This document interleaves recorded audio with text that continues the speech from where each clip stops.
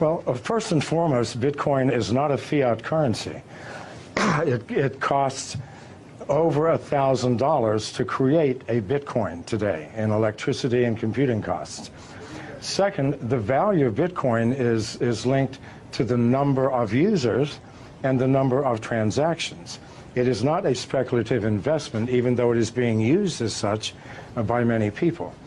As the Bitcoin network grows, the value of Bitcoin grows.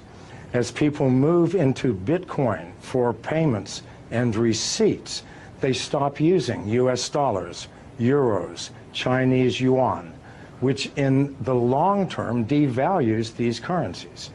So what you're seeing is more of a currency devaluation than a bubble in Bitcoin. As more people use it, it has more intrinsic value. And again, the cost of producing a Bitcoin increases with the value of the Bitcoin. So this is not something that we're pulling out of thin air. This is something that's created with massive amounts of electricity and computing power. These temporary fluctuations are meaningless, created by speculators, people who do not understand the fundamental technology of the blockchain. Those who do know that in the long term, these fluctuations will make no difference. The more people who use Bitcoin, the more valuable it will become. This is the only metric we can use. Now, Bitcoin and blockchain go hand in hand, but blockchain's ability to track financial transactions in a way that is incorruptible, it gives it infinite amount of uses outside of the original purpose of using it for Bitcoin. Do you see blockchains overtaking certain aspects of the financial system as we know it now? It will take over all aspects. People think that Bitcoin or the blockchain is owned by someone, by a company or by a consortium. No, this is strictly a mathematical formula that nobody owns, that we are all participating in.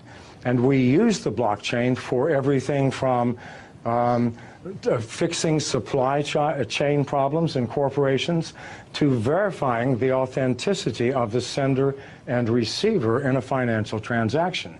It is the most powerful technology that the world has seen, I believe, since the invention of agriculture. Well, keep in mind, as Bitcoin grows and grows in value, other currencies, national currencies, are going to decline. So the advantage to using Bitcoin, the advantages are huge. If I do a wire transfer, it'll take me 24 hours.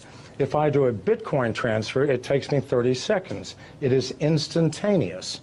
I know people who do not use any other currency now other than Bitcoin. They buy their houses, their cars, everything using Bitcoin by connecting to other users who sell the things that they need. As more and more people use this, what will happen to national currencies? They will obviously devalue. They have to.